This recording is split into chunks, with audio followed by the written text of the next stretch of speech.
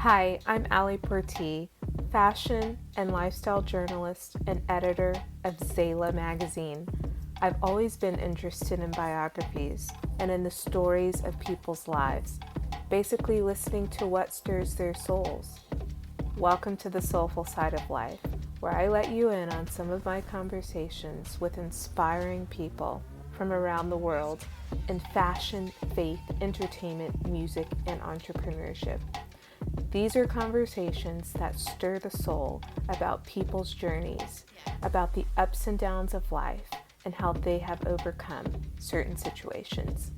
I hope that these episodes will inspire your life in some way, so enjoy over a cup of something hot or on your drive to work. This is The Soulful Side of Life and can be found on Spotify Podcasts or Apple Podcasts.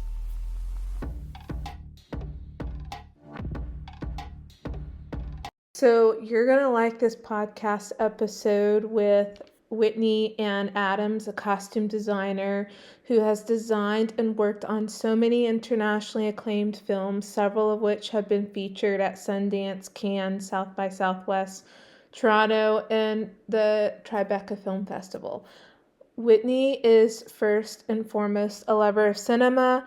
By age 2, she had Mary Poppins memorized in its entirety as she learned to talk along with a British accent that lasted nearly a year, and her affection only grew from there for films.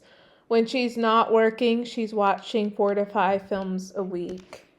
She was raised in Northern California and she studied under Tony Award-winning costume designer Judith Dolan at UC San Diego, while also working as a tailor and dresser at the La Jolla Playhouse.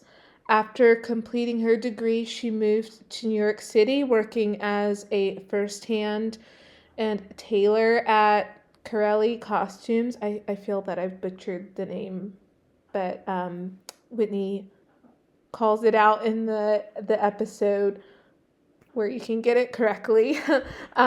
While there, she constructed costume garments for Broadway, film, and TV, as well as concerts and private clients. She also built Beyonce's costumes for her 2009 I Am tour, working with Liza Minelli's personal seamstress on various outfits and getting a chance to hone her embroidery and beading skills, which are quite important in couture. Whitney also worked under 4-time Oscar-winning costume designer Catherine Martin as a design assistant on The Great Gatsby. It's there where she learned that costume design was her passion, and she worked for Martin and Martin's husband, film director Baz Luhrmann, for several years on various projects like the Chanel No. 5 campaign with Gisele Bündchen, Strictly Ballroom the Musical, and various Met Galas. It's from there that she started her own business. So enjoy this podcast episode. Whitney's so easy to talk to, and I admire all of these people that I'm blessed to interview because they're passionate about what they do, they're good at what they do, and being able to chat with her and hear about her journey and her encouragement to people who would like to go into costume design. She talks about that. She talks about her new film, The Supremes at Earl's All You Can Eat. She talks about the process and strategy of getting costumes, what happened to the costumes after the film wrapped. And yeah, there's something to take away, even if you're not into costumes or films, that you can apply to your life. So, Whitney, thank you so much for joining the podcast. Thank you. So nice to be here. Yeah, happy to have you. Okay, so I saw the movie last night and I enjoyed it, and there's some tear-jerking moments, and I really love the costumes. But before jumping in, I saw in your bio that you watch like 4 to 5 films a week when you're not working. So what's the last movie that you watched? I literally last night watched Independence Day. I haven't seen it in 20 years, and I don't know why I think I opened Hulu and it was on my front page. I was like, I haven't seen that in forever. And you know what? I cried. I had a blast. It's so much fun. I forgot how great that movie is. I need to watch it again. I used to watch it all the time. I was like doing work and I was like, what can I have on while I'm working? And I just got sucked into it. And so I stopped working for the night and finished watching the movie. Yeah, I love movies like you, and I watch like a movie a day. If I'm Mhm. not paying attention to it, it's playing in the background, but a movie that I know really well. So, Exactly. yeah, Usually I can't do both things at once. So when I'm working, but I want to have a movie on, it's something I've seen a million times, or it's an action film a la Independence Day, but I forgot how good it was. So I was, oh, okay, I'm gonna stop working. yeah. Watch. Even when I'm driving for like long car trips, I'll put a movie on in the background. Of course, I'm not watching it while driving, but I prefer that to music sometimes. Exactly. You people talking and carrying. That's why I like doing podcasts in the car instead of music because you feel like you're listening to a conversation, and movies are the same way. It gives you that comfort and like someone's in the car with you. Yeah, for sure. Okay. So when did you know that costume design was your passion?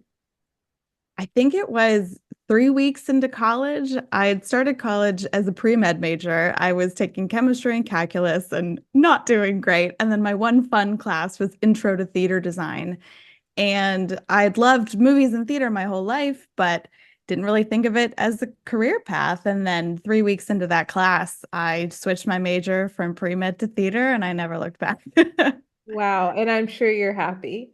Very, very happy. As crazy and hard as this job is, I don't want to be doing anything else with my life. It's not work to you.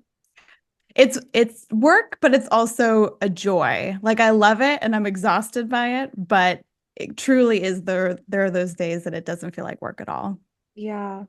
Some people may not realize what costume design is for film.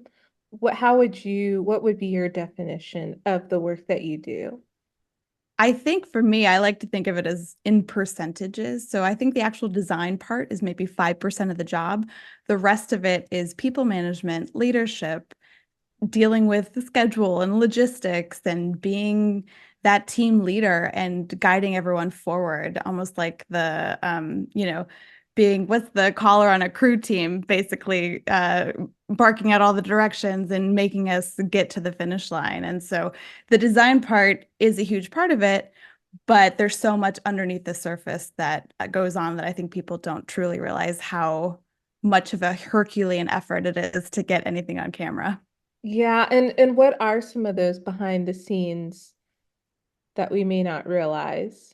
I think sometimes it's the logistics of, say you need multiples of a costume and it's something that was in stores quickly and then left and you have to call retailers across the country, sometimes the world. I was doing this movie Freaky and Catherine Newton needed this pair of jeans that I loved and then found out they were limited edition. So I had to call Europe. I had to get call stores all across the country and get things shipped from literally across the world. So I had enough multiples to do what I needed for the job. So things like that and getting things shipped in time, dealing with shipping massive amounts of clothes and e-crates, especially on this one, on the Supremes, we're shipping tons of stuff into Wilmington. So trying to get everything to arrive on time and get in fittings and get on actors' bodies is a challenge. I can only imagine. Have you ever considered being a fashion designer? I haven't. I think because it's such a different job than what we do. I love fashion and I love incorporating it into my work, but it's a different part of your brain and a different way of working. What I love about costume design is getting to know the character and getting to dive into their psyche and this individual specific person. How do they hang their clothes? Do they throw them on the ground? Do they take care of them? Do they treasure their stuff? Is there nostalgia in each piece of clothing? So I love telling that story. It's a very different story from what fashion is. So I start with the script. The script is the number one thing. So I think that's why I much prefer costume design for me personally over fashion design. Gotcha. And it's a lot of quick turnaround in the fashion world where you could have 2 to 4 collections a year, and that's a lot of of It's a work. lot. Name. Yeah. To, And then mass producing and or if you're doing couture line, like there's so many different ways of that fashion can be done. And there is great storytelling within fashion collections, but it's a different type of storytelling. yeah, for sure. Okay, so how did working with Judith Dolan, Carelli Costumes, Ayoko Ishikawa, Oh, and I, Aiko Ishioka. yes, and Mhm. Liza Minelli seamstress prepare you for what you're doing now? How did working with all these people? I think they all shaped me to who I am today, especially getting a foundation in education from Judith Dolan at UC San Diego. I got to learn just how to be a costume designer, how to think critically, how to have a really wide base of knowledge, not just fashion history and costume history, but how do you break down a character? How do you think about all of these different things? And then getting to work for Carelli Costumes, I was a tailor and seamstress for gosh, over 3 years there. So I made over 30 Broadway shows, costumes for over 30 Broadway shows. And then that's when I was also Liza Minnelli's personal tailor with my team leader and getting to work on all these really fascinating projects and learning the actual skills to build things. So it helps inform my design now. And also on my smaller projects, I was my own tailor. I had the skills to do that so I could save labor in other places. And then getting to learn from Aiko Ishioka, she won an Oscar for Bram Stoker's Dracula. She one of the most influential artists in costume design. I think she was so special and I was her personal tailor. So I was making stuff for her, making stuff for her house. But after we'd finish our work for the day, we would sit at her kitchen table and she'd tell me stories from sets. And I feel so lucky that I got to know her before she passed away. Yeah, and you've been really blessed to work with some really inspiring people. And like Catherine Martin, would you say that working with Catherine was your entry into major films? And how did that impact you? Absolutely. Catherine is such a huge person in my life. My favorite movie is Moulin Rouge. I watched it for 6 months straight. I was really sick in high school and in and out of the hospital, and that movie was sort of a touchstone for me. And now looking back, that was my first foray into thinking about costume design as a career. And then getting to work for her and Baz for so many years, especially on The Great Gatsby, that was my first movie. My first movie was working on The Great Gatsby, which is so fortunate and so incredible. And I was on that for over a year, and it was such a crash course in everything. I learned so much and got to be a part of that exquisite movie. So I'm so grateful to Catherine and Baz for bringing me on the journey and their family to me. And I'm so grateful to know them. Yeah, and what was it by working with them that you felt that you were ready to start your own business? Like you had all this other work experience too with incredible people. It's definitely hard to take that leap into, am I ready to be a department head? But I really wanted to try. And luckily, Baz is actually he's the current general manager of Bazmark, Skylar Weiss. He had this indie film that he connected me with the director, Nick Pesh, and I made my first movie and I just had the time of my life. And it was luckily really small. So I got to learn on a smaller project and okay, am I ready to do this? And it gave me sort of room to fail if I wasn't ready, but I was so proud of the work that I did and it gave me the confidence to be like, no, this is where I belong. I want to be a department head. I want to keep going on this journey. Yeah, how cool. Okay, Yeah. so now to the Supremes at Earl's All You Can Eat. Did Tina Mabry contact you to do the film? I actually got connected through my agency. They put me up for the film, and then I met with Tina, and I loved her immediately. She's so incredible, and what an amazing leader for our project. Just kind and smart and so talented, and it's got such a great eye. And so I think we both felt from like that first meeting, okay, this is it. And I had to go through the rest of the process and meet with Searchlight, meet with the studio, do my presentation. And then I got the job. And then I really started almost immediately after that. So it really was hitting the ground running, especially with 4 decades worth of research to do. Yeah. Um, Did you often meet with Tina, or did she just like trust that whatever your vision was for the film that you would do it, or is she one of those directors who was very much involved in the costume process? Yeah, we were talking all the time. I also do a lot of paperwork. I do a lot of research and design boards, and we were continually talking about, okay, how's this direction for this character? What I like to do is sort of research, get as much research as possible from everywhere, and then start paring down character by character and be like, what feels right? And again, that's only one step in the process because then we incorporate the actor and what looks good on their body and what opinions do they have about the character. So it's a multi-step process, but making sure Tina was included the entire way. Because again, at the end of the day, it's her vision. So I'm here to serve her and the production as a whole. And I can have my ideas of what I want things to be, but we have to come to a decision together at the end of the day for everything. Of course. Okay, so like, how did you go to work preparing for the film? When I interviewed Catherine for Elvis, she said she starts with mood boards. So is that where you started? Yes, started with mood boards, a lot of research to put those mood boards together, especially because we have so many characters in four different decades. We have 1950, 1968, 1977, and 1999. So four very disparate times in clothing history. And so I started with some online research. I have tons of books, photography books, and fashion books. I got catalogs from the eras. I got magazines.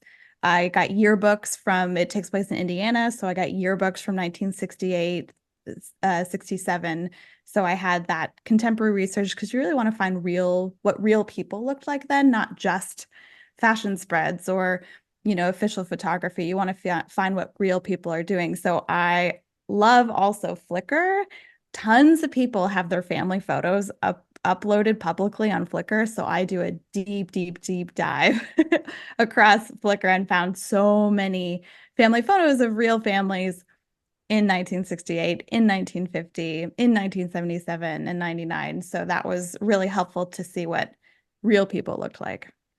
Did you find, I've always been curious, like for films that take place in like an era in which you are very much that the 90s, the 2000s, do you find those times to be harder to design for because you know it so well And I versus think absolutely there's a lot more nuance too in the 90s because a lot of my cast experienced the 90s, and also they were different ages when the 90s were actually happening. So they were wearing different clothes than what they were wearing in this movie. And we all have a different idea of what the 90s were. So it was really getting as much research as I could to have that foundation to be like, no, this is what it is, and making sure that it felt true to exactly 1999, not 96, not 2002, 1999, because it is such a snapshot of a time and place. yeah, some of the photos that the PR sent, it was, I guess, you and some people shopping at like a consignment shop. So is that where you went for the costumes? Like, did you have anything specially made, or you just went to? A mixture of everything. I started by going to LA and New York and Atlanta. We pulled costumes from all the rental houses. We went vintage shopping in all of those markets. And then we got to Wilmington and we shopped locally everywhere in Wilmington, especially this great shop, Just James and Company, which is like the main vintage shop in Wilmington. She saved our butts many a time. And then all the consignment shops and vintage and thrift stores in Wilmington locally, and then lots of online vintage stores as well. So kind of pulling stuff from all over the country. Wow. And then we built a lot in-house with our tailor, Alice Blake Powell, who is incredible, and she made a bunch of specialty outfits for me. Oh, that's amazing. It's probably very just kinesthetic and fast, like a whirlwind, Yes, waiting for the absolutely. contract to the last scene being shot. I can't. Definitely. We were all exhausted. I think we finished filming at 3:30 in the morning that last day, and we all were delirious. And then I had a flight 2 hours later to go to my friend's bachelorette party in Texas. So I was very tired that day. Can only imagine. what do you do with the clothing? What typically happens with clothing after a film wraps?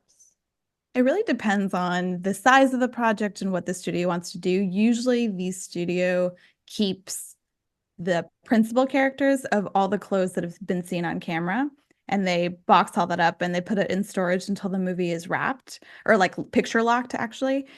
So you have to wait and see if there's any reshoots going to happen or this. On this one, they opted to keep all of our principal ladies, so the Supremes, the six actors' closets. They kept all of those, but we got rid of everything else. I actually took most of the principal cast just in case to make sure, like in case there was reshoots, I didn't want that to just be off in the world somewhere. And then all of our stock, we donated to different places locally in Wilmington. We love to try to find, domestic violence shelters. We like to find, companies that do suits for low-income people, so they're going on job interviews. We like to actually get things to the right people, and then after that, the rest goes to somewhere like Goodwill. Gotcha. You mentioned that you kept some of the clothing. Does that mean as a costume designer, you have to have like a warehouse kind of office? Yes, I have a 15 by 15 storage unit that is full of stuff and full of costumes from different projects. Whenever a studio opts to not keep things, I always get my, worried logistical hat on. What if there's reshoots? What if this? What if, so I have held on to everything that the studios didn't want.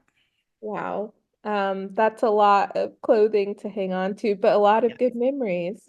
Exactly. I'm in the process of moving right now. So I've been like trying to see, okay, what do I really need to keep? What can I get rid of? And it's really tough because they're all my babies. You know? Yeah, hard. What challenges, as a costume designer did you face and how did you overcome them in this film? I think the timing and logistics was kind of the hardest part. We had so many costumes and not a lot of time. And we only had 30 days of filming for this kind of epic long story. And so we packed a lot into those 30 days.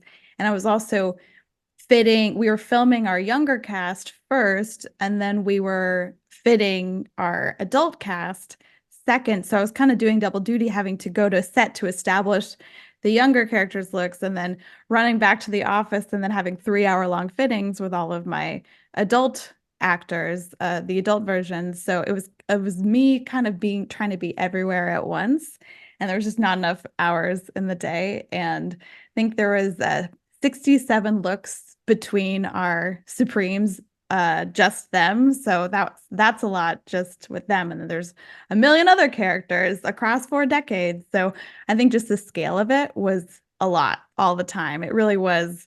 I was chugging along through till the very, very end. I can imagine. So, do you have a favorite costume in the film? It's hard to pick, but I think I do. I think it's the orange dress that young Odette wears, and it's such a great example of design or choice or sort of character choice because her blind grandmother made this dress for her. It's it's out of style.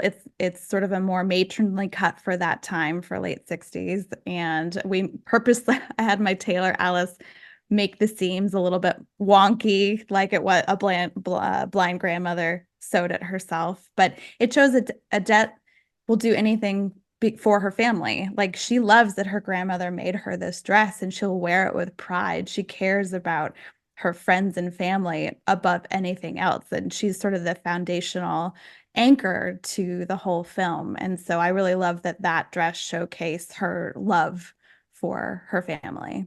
Yeah. I find it so fascinating that costumes have a lot of power that we may not think about in films, that in a scene where there may not be any talking, a costume can say a lot more, do a lot more. Yeah, and the makeup and hair as well. Can you speak to the power of costumes and how they can take the place of dialogue or empower a dialogue? Absolutely. I think we all make judgments or thoughts about who someone is by what they look like and what they're wearing. And so as soon as you change someone's look, it can feel off or feel wrong, or what I love is making each character feel real and feel grounded and feel like an actual human being, an actual person. This is not an actor wearing a costume. This is a real living, breathing person. And that's what I love about the art of this. And really, if you change someone's costume, think about, how you feel like yourself in your own clothes. If you're going to wear something that's not your style and not you, you feel off. It feels wrong. So really finding that character is such a challenge, and you can really change the mood, change who someone is. And sometimes you want to enforce a stereotype. Sometimes you want to subvert the stereotype. And so it's playing with all of these different things. It's such a joy. What's one film that you've seen that you're like, that would have been cool to work on and with the costume department, or it could have been a challenge, but you would have loved it? Think for me, it's one of Aiko Ishoka's films. It's called The Fall. It's one of my favorite costume films that I've ever seen. I think it's so stunningly beautiful and such a cool, fantastical tale. I would have loved to be in on those fittings and that process. And she was just so fun to watch work. So it would have been a delight. Yeah. Okay, two last questions. For anybody that would love to go into costume design or they're thinking about it, what advice would you give them? I think it's doing the research, doing the like try to educate yourself as much as possible, not just from fashion history and cinema history, watching as many movies as possible, but learning how to sew, learning how to do basic costume construction, upping all of those skills really make you kind of Jane of all trades, Jack of all trades. You get to do all these different things so you can fill different roles on set, because in costumes, it's a lot of like, okay, I need to sew this thing real quick, or I need to figure out a lot of logistical challenges. So I think it's a lot of self-education, but also then finding what designers you enjoy, maybe finding out what designers are in your city and reaching out to them, take them out to coffee, ask them for advice, or see if you can intern for them or assist them. And, watching as many movies as possible really helps give you a foundational knowledge. Yeah, for sure. I always say that to young people, like, don't be scared to reach out to the person in that field that you would like to have work in or experience in and ask them for a coffee. It could be your fast track into, applying, because often trying to apply online, your application gets lost in a pool of hundreds of others. Right. So Make yourself known as an actual person. I mean, I have a crazy story. I met Catherine Martin by winning a costume design contest, but I emailed her website after the contest. And like, long story short, that's how I got to work for her, is I just sent a letter to her website and it started the whole ball rolling. And I'm so grateful that I did that because it changed my life. yeah, and I think oftentimes people are scared. They think that it's just too overwhelming to go direct, but Right. And I'm now that I'm on the other side of it, and I do get a lot of DMs and emails and messages, and I can't respond to all of them, and I feel bad about it, but keep trying. Don't take it personally if no one writes you back. I remember years and years ago, I sent like 30, 40 emails and I got 2 responses. And like that's just how it is, because designers are busy and they're often getting a lot of these messages, but be persistent. And or if you don't get a response after 3 messages, move on to another person or to another thing. But like, don't take it personally, because we all have very, very busy schedules and lives, especially when we're on a movie and we're working 16 hours a day for like 6 months. We don't have time for anything else. yeah. Well, you only need just one person to Yep, respond. exactly. Exactly.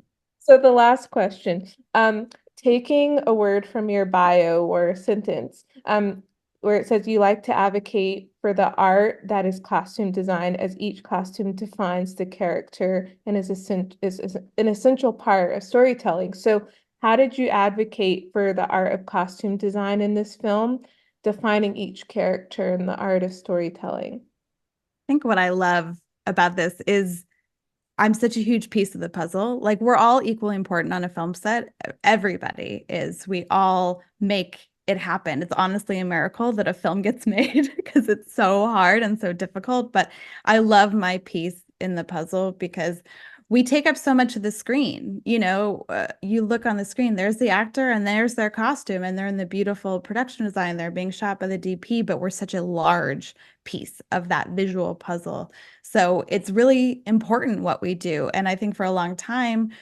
costume designers have not gotten the respect that they deserve. And things have evolved through the studio system. We're no longer under the production designer. We are equals. And and we're majority female, like 87% of the Costume Designers Guild is female. So it's been a lot of fighting against lack of recognition and lack of respect. And also a lot of that comes down to our wages. And I'm like so excited that we finally got most pay parity with production designers in our latest contract negotiations this year. And everyone but 30-minute costume designers has pay parity with art directors. And I think it's really exciting to see that respect come through our wages. So it's not just about the art of what we do, it's getting the respect that we deserve. Yeah, and that's why the importance of unions to fight for these rights. Yeah, Mhm. I felt bad during the strike that a lot of costume designers, were out of work, and stylists, they were talking about needing to have unions themselves. Absolutely. They deserve it. A stylist needs to have a union because what they do is so hard. They're their own businesses. It's a whole different way of working and they are not protected.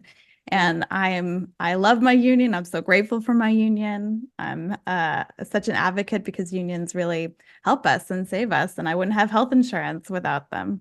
Yeah, even the freelance writers, I cover fashion weeks, and as a contributor, we don't have rights, and Hmm.